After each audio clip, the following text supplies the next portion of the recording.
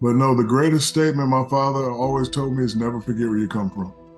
I see a lot of people that come Yep. from where we come from, and then when they get big time, they forget. See, I realize and I still understand that I've been lucky for a long time. And if you disrespect the luck will leave you.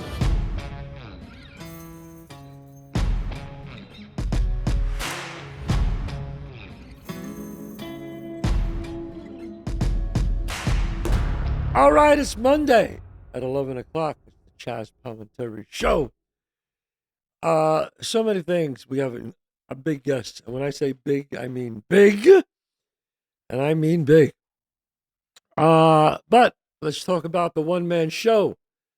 Go to ChazzPalminteri.net. Where am I, John? February 9th, you're going to be in West Palm Beach, Florida at the Kravis Performing Arts Center. March 9th, you're going to be in Niagara Falls at the Avalon Theater. Right. March 23rd, you're going to be in New London, Connecticut at the Gard Arts Center. April 13th, you're going to be in Clarksburg, Virginia at the Robinson Grand Performing Arts Center.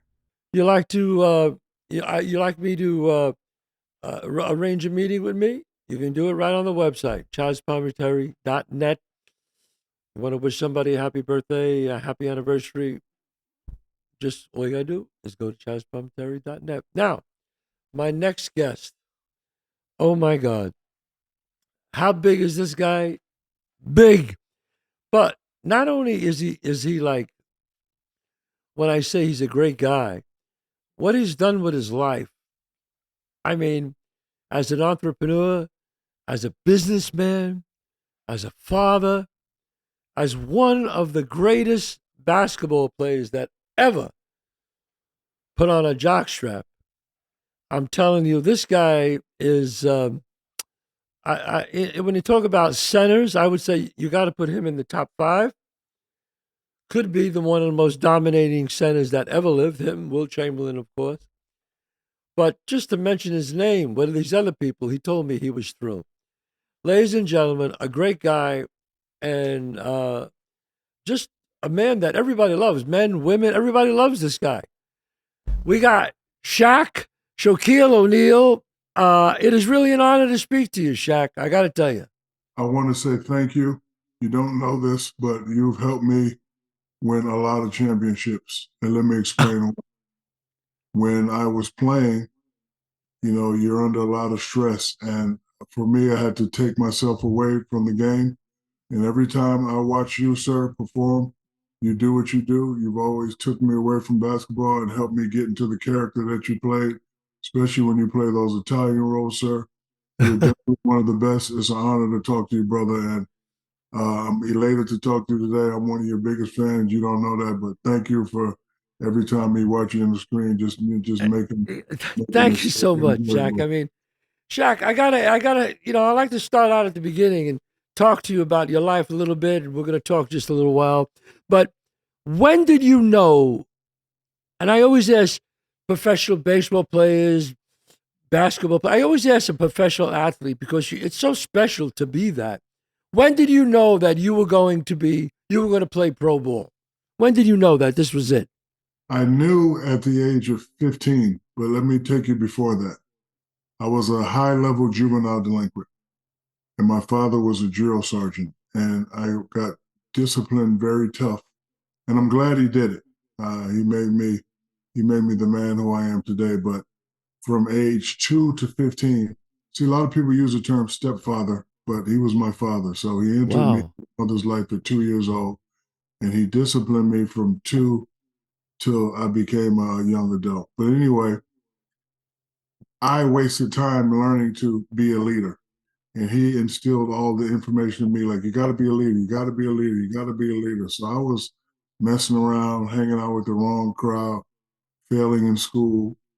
And then one time he told me that if I get another F, I was going to really be in trouble. Right. So then I started playing sports. I was really good at football, really good at baseball, really good at basketball. And then one time I was trying to play, and there was a rule that said no pass, no play.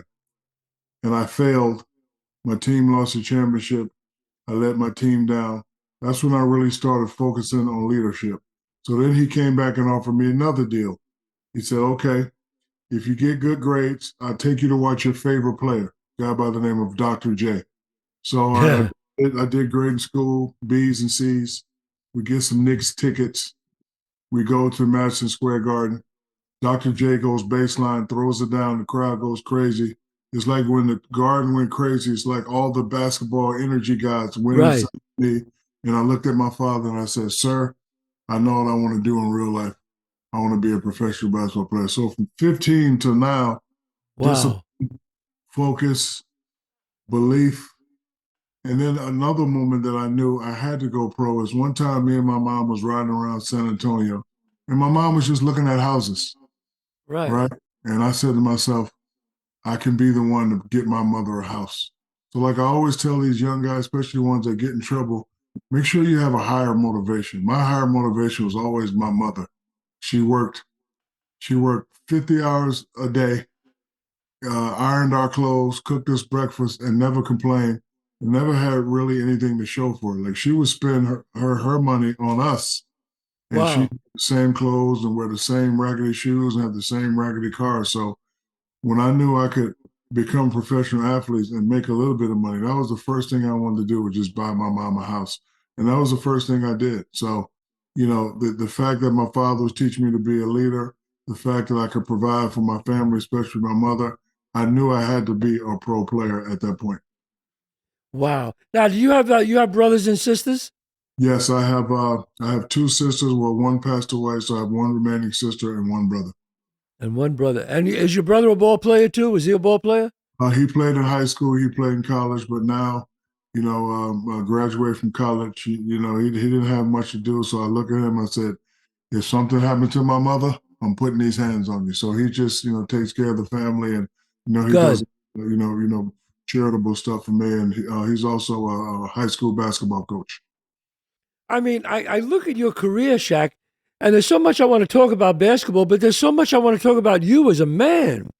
I mean, I watch you, what you do as a man, and I go, this is the perfect example of a guy who came up from nothing and really just honed his craft as a basketball player, but more as a man and as an entrepreneur who always kind of just does the right thing. And I could tell by the way you called me and I called you, you said, yeah, yeah, I'll do the podcast. Yeah. I mean, you're a guy like action. Yes, I'll do it. Yes, I'm going to do that. Yes, I'll help these people. Yes, I'll do that. Your discipline and your commitment to help people is infectious. It's just amazing, man. Well, thank you. And not only that, I realized from two, well, not two, let's just go from 9 to 15, 16, I let my mother down a lot. Not to the point to where I was incarcerated or anything, but almost. And I could just see the sadness on her face. And now I know my mother's watching me at all times. I must and will always do the right thing. My mother watches more TV than I do, and I would hate to have her see a news program and see me get in trouble. So very Yeah. conscious about what I do, very conscious about what I say. Every now and then I'll go off the walls and say something crazy, but then I always get that call, baby. You shouldn't have did that. Baby, you need to apologize. Baby, don't talk like that. Baby, everybody's watching you. So my mother is my higher power. I always have to make sure that I, do honorable things because I don't want to feel like I'm disrespecting her. No, why is it, Shaq? And I mean, you're just, I mean, what you do, I mean, you do, it's almost like I'm embarrassed to say, and you made a fortune playing basketball. It's like you're making more money now than when you played basketball. It's It, crazy. it is. And I was talking to some kids the other day and they was like, how's it feel to be rich? And I told them, I said, my definition of being rich is being able to buy my mother whatever she wants. That's it. Like I'm blessed.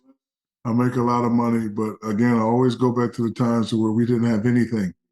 Like I can remember my mom, switching her pants out every Monday, Wednesday, and Friday, and then just changing up the blouse to make it look different. So Wow. I bought my mom her first Louis Vuitton purse. She never liked stuff like that, but I just bought her first purse, and she was just so amazing and just so happy. That right there, money can't buy that. And Can't buy that. Yeah.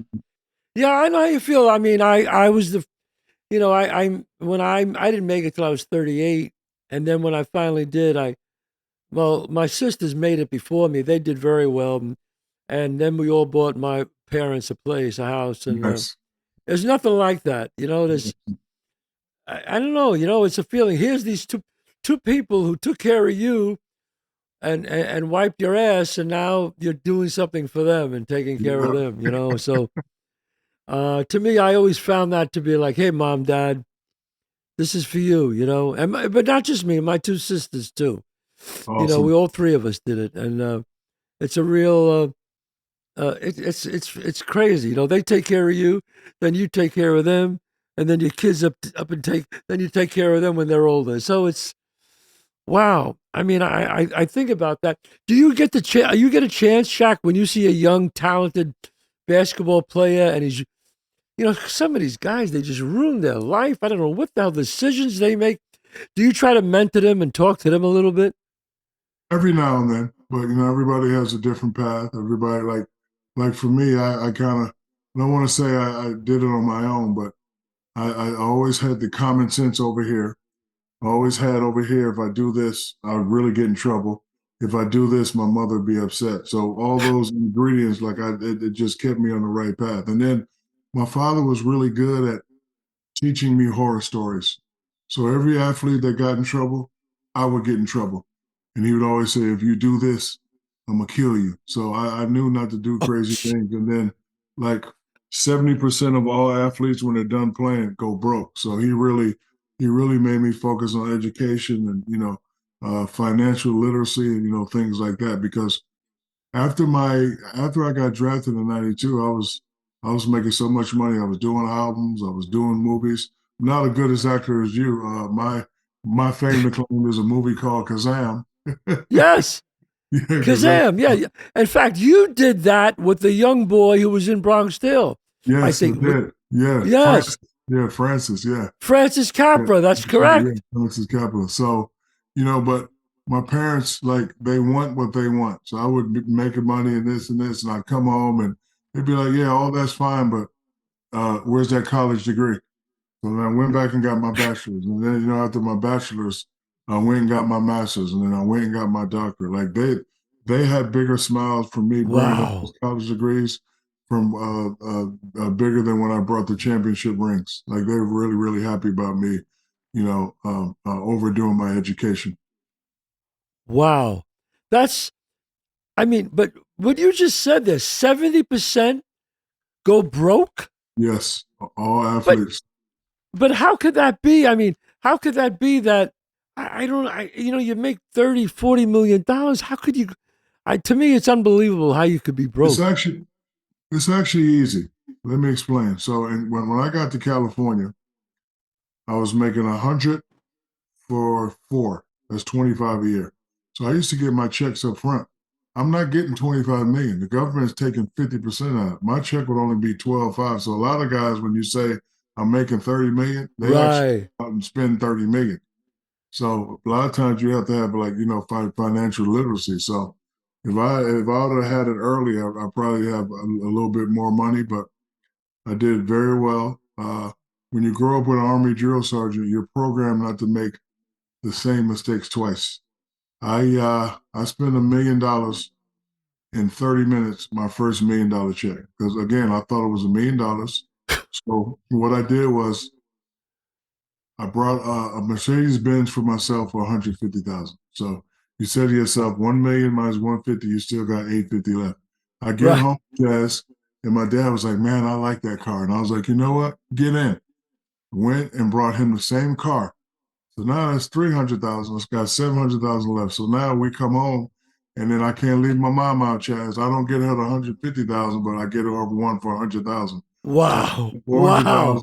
and then I got to get the jewelry and I got to get the sound system and the Right, real. right, right, right. Yeah, I get a call from the bank manager the next day, and he says, "Shaq, I know your father is, talking about this about the athletes that go broke," and he pulls out the bank statement. And I'm upset because you always hear these stories about how people steal money. So the first thing I asked the bank manager, I was like, "Who the fuck is FICA?" FICA took 200,000 on my check. Who the fuck is FICA? I don't know FICA.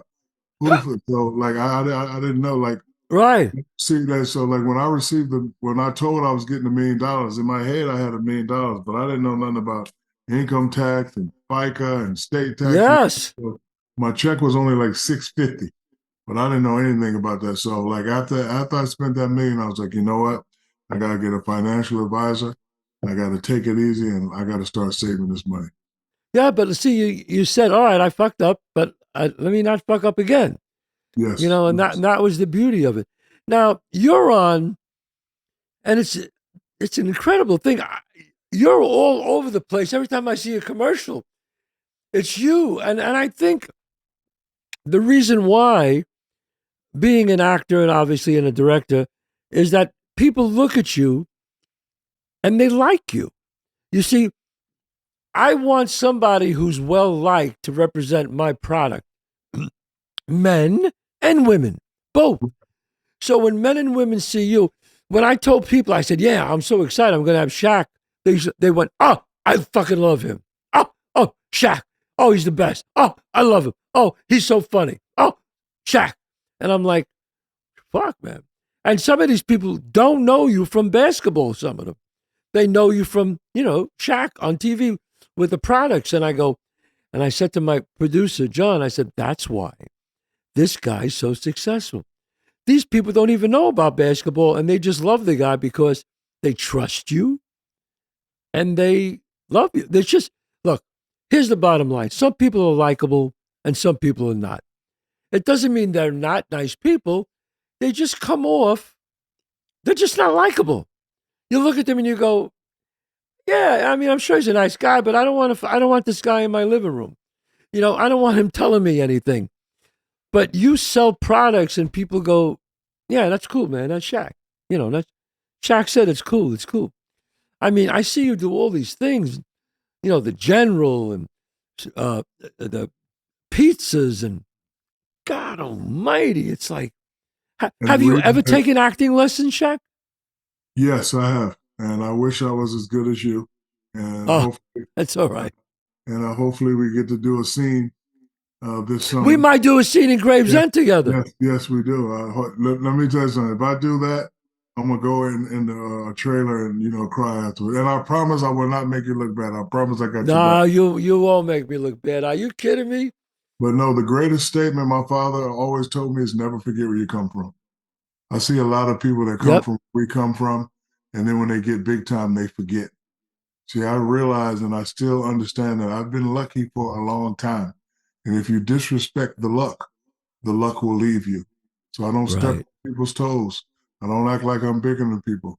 And I don't disrespect people. I've never done that. My parents raised me not to do that. I help those in need. You speak, I speak. I'm friendly. I don't judge. I don't get into politics. I don't pick on people. I like to bully the bully. And I'm just a nice guy. So I think when you show that over a period of time, I think people get to, become a little comfortable with you. And I never try to sell you a product that I don't believe in.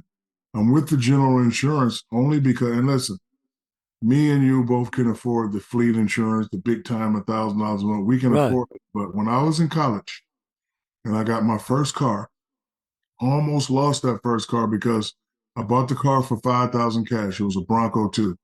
And I didn't know nothing. I'm 18 years old. I get the Pell Grant. I get 6,000 for the Pell Grant. I spent 5,000 on the car. I had 180,000 miles on it. And the guy had the car all cleaned up, and he was giving me the keys, and he was like, "Shaq, you have insurance?" And I was like, "What?" He's like, "Yeah, Shaq." He's like, "Shaq, I love you. You're one of the greatest players at LSU. I can't let you drive off this lot without insurance." So now I'm like, "What the hell is insurance?" So he sent me to a place, $300 a month, Chaz. I don't have that. Go Right. to another place, 295. I don't have that. And then so I go back to the guy. I was like, "Hey man, I can't get this car. I can't afford this insurance, so I'm gonna just wait it out." He's like, "No, go around the corner." I went, and it was the general Chaz. My insurance was $42 a month, full coverage. Like the premium is cheap, but I Wow. got the full coverage, inside out, full coverage for $42 a month. So when it come time to do the deal, I was like, you know what? There's a lot of people out there that can't afford the insurance that I can afford. I want to let them know that hey, the general is there for you if you need quality insurance at a great price. And that's why I'm with the General. Wow. Now, is it true? I remember knowing your career that you had a sneaker deal, but you were upset that sneakers were so expensive, and you wanted to sell your sneakers for still same quality but for less money. Right. I had a Reebok deal and I was coming out the arena one day and this lady was dragging her son. Thought she was coming to ask for an autograph, but she wasn't smiling. And she ripped me a new one. You mother da, da, da, da, da, da. So I was like, listen, man, I don't make the prices. I got 2,000 in my pocket. Go buy your son whatever you want. I don't want your money. I want somebody to make an affordable shoe. And I went home and I thought about it. I was like, you know what? I would never ask my father for a pair of $100 shoes. I wouldn't even, because one, I know he don't have it, and Right. two, I know he wouldn't get it. So I started my own line, which is called the Shaq line, and we did a deal with Walmart. And that was in '95, and ever since then, I've sold about 250 million pair. But now, my company, Authentic Brands Group, we just purchased Reebok. So now I'm a partial owner of Reebok, and I still got the Shaq brand. You're one of those guys. Everything you touch turns to gold. It really does. I gotta say. I I But you I, do I it. wouldn't But say you're smart. You I wouldn't looked at say that everything. situation. You looked at the situation and said, you know what? If she can't afford these shoes. There's other people that can't afford these shoes. I'm going to do this, and you sold millions of shoes. I mean, it's just great. It's just I mean, great, because man.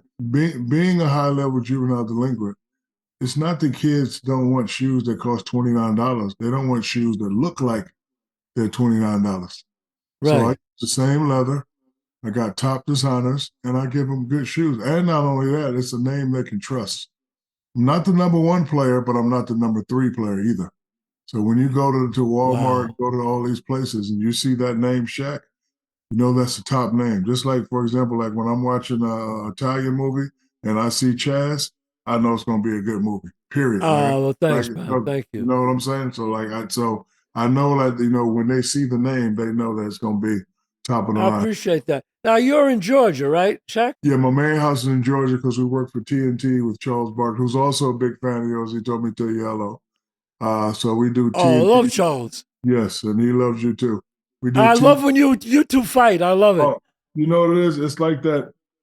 I I never had a big brother, but if I did, I would want it to be Charles Barkley Yeah, I love it.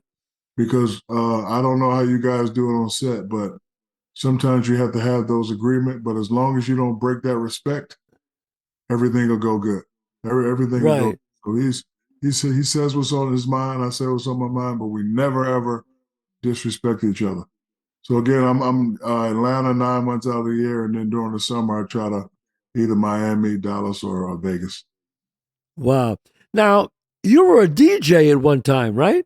I'm still a DJ, sir. You're still a DJ. DJ Diesel is what they call me. The Diesel, that's right. I love that story that you told when you said, oh, yeah, Stevie Wonder could see. And when you were Hey, on the that's a show, true story. I know. And you were True standing story. there and he said, what's up, Diesel? I He saw just, I saw a story last night. Ray Parker Jr. told the story, and I hope I'm not misquoting it. He said one of the drummers was acting crazy with Stevie Wonder. So the drummer says, I want to fight Stevie, but I want to make it fair. And he put on a blindfold. And they said that Stevie Wonder whooped the dude's ass because the dude put on a blindfold. Look it up. Look it up because I don't want people to think this is my story. Ray Parker Jr. told that story. and he whipped his ass. Yes. Holy shit. Oh, that is funny. That is funny. Now, so you got a doctorate, Shaq? Yes. You're a doctor? Yes, I have well, I don't have a PhD. I have an EDD. Same Yes. thing in Yeah. education.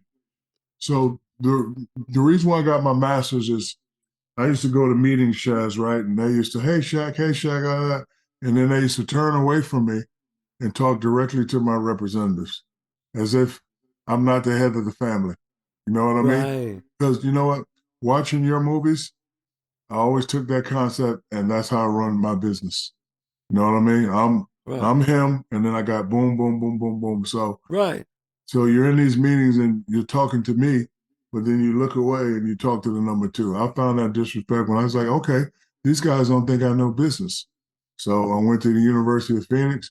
University of Phoenix tells me, oh, we're an online program. I tell them I don't want to do it online. They say, well, we can't we can't do it unless you got 13 to 14 people in the classroom setting.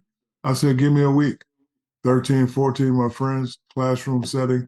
Took us 4 years to get the master's. Now, after I get my master's, my mother's crying her eyes out at the ceremony. Oh my God, I'm so proud of you.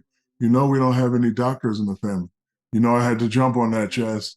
I had Oh, to jump on wow. that. I had to jump on that. So That's yeah. So I'm the first. I'm the first EDD in the family. And as I was doing it, I'm also doing it for my children and children that watch me. Because it's great to be successful in one field. yes. What if that's suddenly taken away from us? Like you guys recently had a strike, right? So what if that's taken away Yes. for a period of time? You have to have other things to fall back on. Now, Shaq, I mean, was similar in a situation. I mean, I do all right. I do pretty well. You do obviously well, great. How do you look at your kids? Because I look at them and I go, you know, I want to leave them obviously okay, but sometimes as they grow up, I make them know that money's hard. I tell them, no, you can't have that. That's too expensive. And I've said that at times. And they go, Dad, I'm sure, I don't know if your kids do, but my son will go, well, gee, Dad, I thought we could afford that. You can't afford that? Yeah, And I say, all the no, time. don't pull that shit with me. I said, I Yeah, could afford it, but it's too expensive to have at your age. You don't need, I remember when he was saying, you don't need a brand new Mercedes, your first car. Take it easy. I'll exactly. get you a Mercedes, but it's 2 years old. So When you do um, good in school and you get great grades, then I will. So I always based it on performance. You do great, you get rewarded. You do this, you get rewarded. But that's it. And I worry about that sometimes. I'm two different people with my kids. First, I'm their friend. And as their friend, I tell them, hey, we ain't rich. I'm rich. Right? We ain't rich. I'm rich. And then I also tell them, I give them like threatening things just to let them know. In order for you to touch daddy's cheese, you got to show me 2 degrees. But then Wow. as a father, like like my mother and father used to give me like Mr. Miyagi type statements. One of my favorite statements is it could be worse. I have 7 phenomenal children. Wow. I don't like to use the word perfect, but they don't give me any problems, Chaz. None at Wow. all. I tell them to do something, they do it. A lot of people give me the compliment, man, your kids are raised so well. I know a lot of rich people's kids that have problems. Yeah. So sometimes I have to take it easy. So I give it to them. Sometimes I don't. I give it to them. Sometimes I don't. My boys are mad at me because I give my girls whatever they want. Like my I girls, know. I my know. girls I have whatever know. they want. So my boys like, why? How come the girls get the Mercedes their first car? I said, because I feel like it.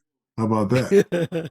How about that? But I have good children, and they doing very well. Very very proud of them. God bless. I Are got any of your children athletes?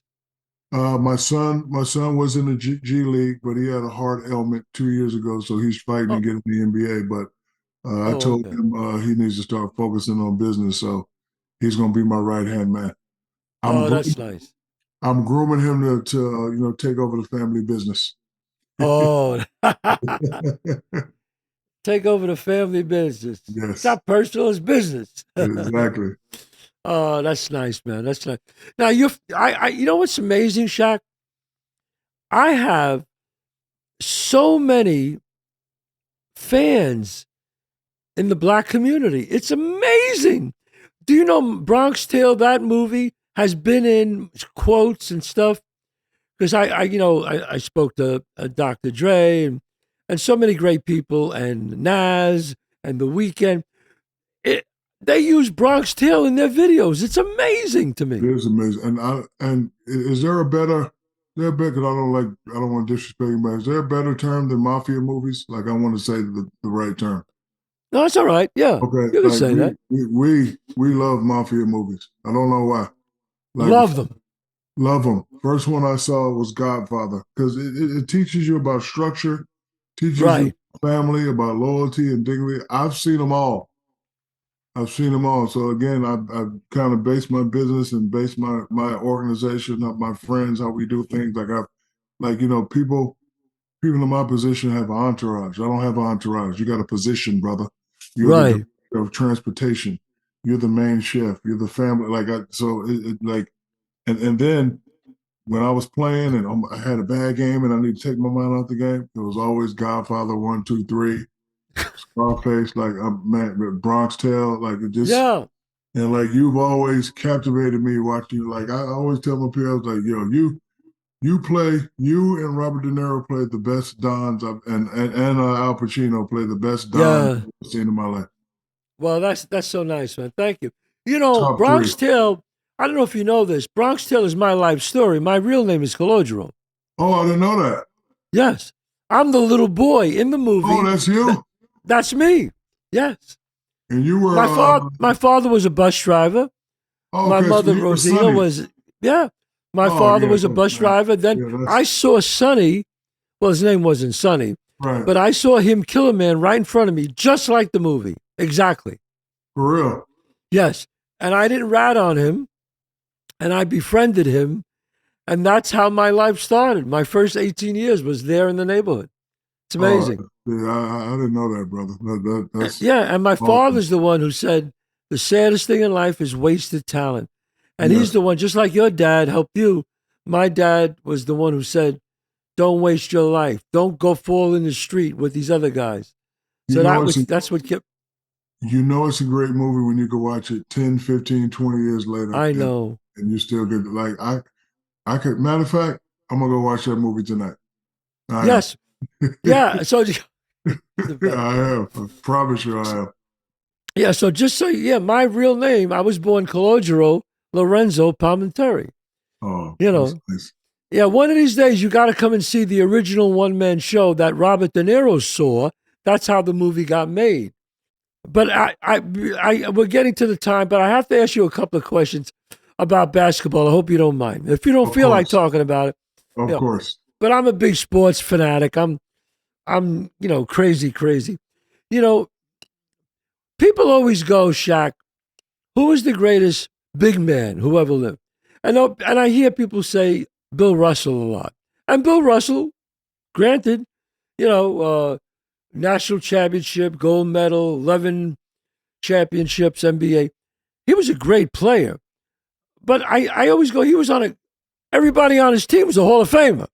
Right. You know, everybody. And I always go, man. So I think he was a great center, but I don't think he was the greatest center. I think I think that you would have muscled Bill Russell completely. There was I nobody like you in his day. I Again, I not try saying not anything against him. yes, I try not to involve myself in these conversations because I think it's kind of disrespectful to the guys that paved the way I for don't me. know. And again, Right. I don't want you. I don't want an answer from you. I'm just Right. telling you how a fanatic sport fit. I always go, hey, there's Will Chamberlain, there's Kareem, there's Shaq. I mean, And it's you know it's what's all funny about different, those names? Remember the story I told about how I told my dad this is what I want to do? right? Next day outside, he was like, you need to develop a great move so you can be like Kareem Abdul-Jabbar. You're bigger and stronger than everybody. I want you to dominate people like Wilt Chamberlain. Don't let that little dude score on you. I want you to be able to block a shot like Bill Russell. From 14 to when I got to college and high school, like he would always Wow, say those three names. So now to have my name mentioned with those guys, like my father had passed away before I did my Hall of Fame speech, but right when I retired, we had a moment where we're drinking vodka and smoking cigars, and he was a drill sergeant. Like he was so tough, he didn't cry at his own mother's funeral. Like that's how tough and hardcore he was. Like wow, he in and like he's like, all right, let's go. But he cried. He's like, man, thank you. I was like, thank you for what? He said, thank you for listening. It was time. wow, I thought you were gonna make, and he just cried and like we were reminiscing. He's like, I can't wow. believe you're and like he used the word that I would never use. He's like, I can't believe you're greater than Bill. I can't believe you're more dominant than Will Chamberlain. I can't believe you won, almost as many championships for the Lakers. Like he was really, Right. really trying, and I had to calm him down. So the fact that I'm mentioned with those guys, and the fact that I was able to do my mom and dad proud, that's good enough for me, Chaz. That's Like good. I'm not, Yeah, and that's yeah, smart. That's smart. It's all different eras. You right. know, one thing I got to say, and again, just a little bit about. I wanted to talk to you about you. That's why, but I have to ask you a little bit about basketball because I'm Yes. such a fanatic. You know what? I get a little upset when people say, "I love Jordan." To me, Jordan, okay, pound for pound, okay, the greatest. And then they mention LeBron. I got to tell you, I get a little annoyed because I got to put Kobe up there. Yeah, You like know, I don't. I like ask what people, happened to Kobe? You forgot Kobe? Are you kidding yeah, me or what? I don't like I hear all these people talking. I'm like, bro, the conversation ain't complete unless you have all the documents. Like, Right. yes, there's Mike, yes, there's LeBron, but you're missing Page Kobe. Yes. You Yes. like until you put that page in, I don't want to like it doesn't I, matter who you pick. No matter who you right. pick. But I want to see 3 pages. Like I don't want to just keep going to 2 pages. And so then, the other day I was like, should we add a Steph Curry page? Do we put him in there? I was like, no, he's not that. But I know for a fact I want to hear when you talk about the greatest ever, Yeah. Kobe, Bron, or Mike. You pick. Yeah. Yeah. That's it. To me, the greatest, bar none. I don't care what anybody says. I'll argue till I'm blue in the face. The greatest little man to me was AI. To Yes. me, Iverson. I mean, I love Nate Archibald. He was great. But AI to me is like I never seen anybody take over a game like that. Yeah, he was phenomenal.